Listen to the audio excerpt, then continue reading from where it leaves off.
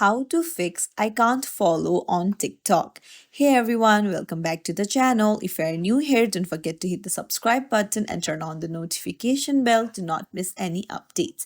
Today, I'm going to walk you through what to do if you can't follow on TikTok. It's pretty quick and easy, so let's jump right in. First things first, let's talk about the basics. TikTok allows you to follow any public account and you'll need to request to follow private accounts.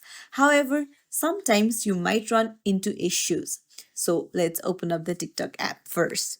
Now, one of the most common reasons you might not be able to follow someone is you've been following a ton of accounts in a short period.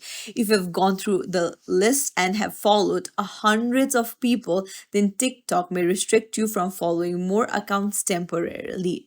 So if you find yourself in the situation, don't worry, it's usually just a temporary limit. Just take a break from following for a little while and you should be able to follow again soon.